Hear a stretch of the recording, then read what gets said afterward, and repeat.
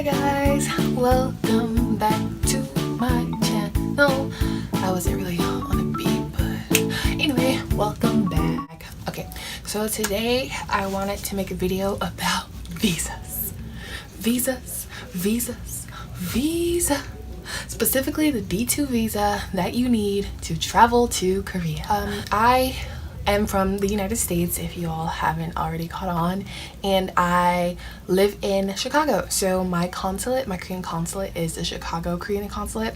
And after speaking with some of my friends who also live in the States and their various consulate locations, I think my visa experience was by far the easiest, just because I had hassle, but it wasn't a hassle when I got there. It was mainly just trying to figure out what I needed before I got there. So the website is pretty self-explanatory. Yes, pretty self-explanatory, but there are a few things that I just wanted to clarify in this video that really confused me along the way, and I end up calling so many times because I was so confused. The first thing is, oh, by the way, I'll link everything that I found helpful down below in the description area. So if you have questions, always feel free to message me on Instagram or write a comment and I'll reply. So first, the thing that I wanted to speak about was the bank statement. The bank statement. That thing by far stressed me out so freaking much. It stressed me out because I didn't know about it until I saw a video made by someone else speaking about it. And if I hadn't saw that video, I would have just been like crushed once I originally found out about it. So for EWA, you need $5,000 in your bank account, whether it's a checkings or savings account, and you would go to your bank and ask for an official current bank statement to get it printed out so it shows your amount on it. But yeah, that's what you need, and it's $5,000 for EWA, like I just said.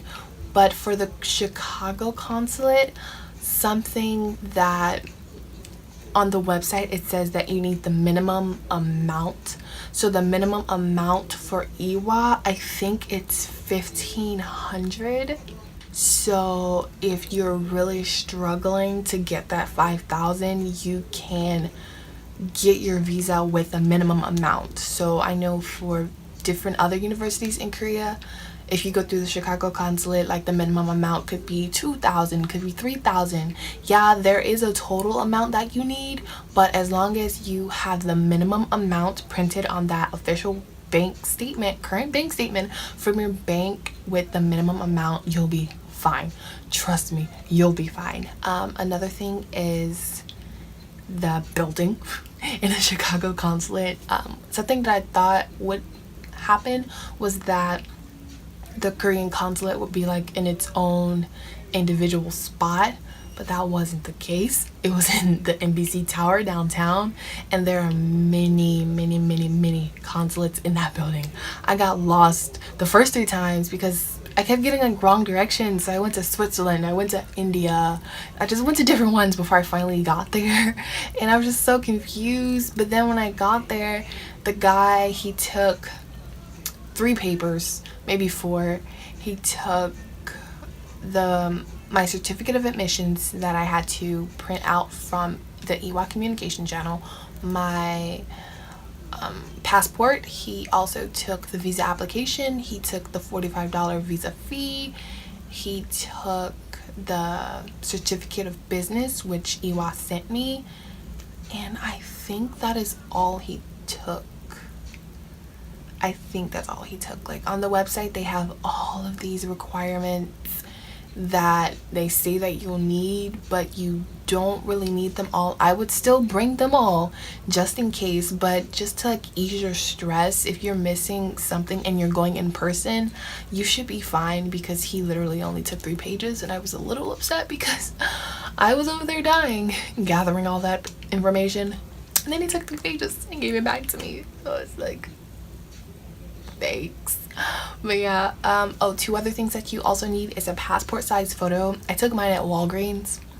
Walmart also has an option where you can take your own picture and then print it out. I think it's like $8 or $9 at Walmart, but with Walgreens I think it was like 14, 15, 13. And you also need a self-addressed priority mail envelope. You can either get like an express envelope from FedEx, UPS, or the United States Postal Service, so USPS. And with that, they actually put your visa inside of your passport. I didn't know that. I thought maybe they would like put it in a card, like put it on a card and then send it to me and I have to carry it around. But no, it's just like it takes up a page of your passport. So that's what they do. Another thing that I highly suggest, recommend, I'm telling you to do this. Whatever name that you use on your passport, that is your name that you're using your whole time abroad. Okay, if your name is Ann Baker Parker, but you are used to using Ann Parker, no, your name is Ann Baker Parker from now until you come back into the United States. As soon as you leave, your name is Ann Baker Parker. No more Ann Parker like you use here. No, it's Ann Baker Parker. I found it out the hard way when I was ordering my plane ticket. That's a different story. If you want to find out, just, let me know. But definitely use your full name that you have on your passport, because they, like, all of their documents shows you having that name that you have in your passport. Another thing is, if you have any questions about the visa application that you're not sure of and you're going in person, you can leave that blank and you can ask them when you're there. Now, if you're mailing it in, I highly suggest calling them to see if you can get a clarification on what you're missing. And you can also message me on Instagram. I will try to help, try my very best, because I know that I needed so much help when I was doing my visa and doing my visa application. So yes, I am here, they are there, help is around. So overall, my visa process wasn't terrible.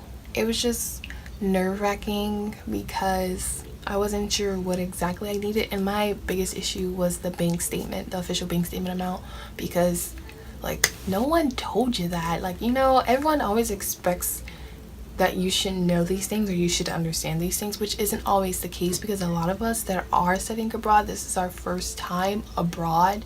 So I just think they should tell you these things beforehand or in the beginning of the process. Like, I really would have loved if someone had told me that I needed $5,000 in a bank statement before I paid all my money and all my fees to my program that I'm going through, because what if I couldn't have gotten that money? I just feel like they should tell you these things beforehand to make it easier for you as a student.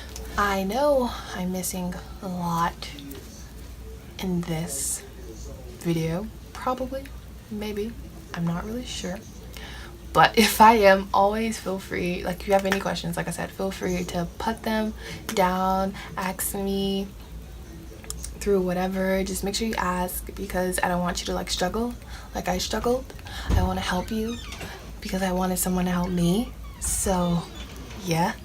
Okay, so now we're going to talk about the other documents that you don't need. Well, not don't need, but you can provide yourself, that EWA has to send you in order for you to get your visa. So EWA sends you this really cool plastic envelope thing. And in the envelope, they send you the two things that you need, and that is your certificate of admissions, your mission certificate, and your business certificate. And you need both of those to get your visa, and the person will take them from you. But if you're through ISEP, something I thought was really cool that we also got is a list of everyone going to EWA that went through the ISEP program. So I thought that was really cool, because I saw a lot of my friends that I made through an ISEP Facebook group on there, and it was just really cool. I will link below the application to the visa. I'll also link all of the consulates in the United States for those of you that need them. That would be helpful. So yeah, even if you ask me and I don't have an answer for you. I have friends who went through different consulates, San Francisco, Atlanta, New York, so I'm pretty sure between me and them we'll be able to figure out your question or help you some type of way. I'm pretty sure I'm forgetting something, but I definitely think I covered most of it. So yeah, if you have any questions, feel free to ask me.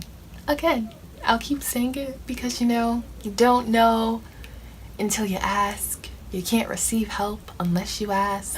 Alright, I'll try to post sooner next week, or actually I leave in 2 weeks, specifically 18 days, so yep. I'll try to post another video before I leave, but if I don't post another video before I leave, then I'll definitely post videos once I'm there, because this will be my first time flying internationally, so I'll definitely document that whole process, how I got prepared for it, and a lot of other things too. So yep, thanks for watching, guys. Feel free to ask me anything one more time. I know I said it so many times, but I'm so serious about you guys receiving help, because I really needed help. So yeah, see you guys next week. Bye.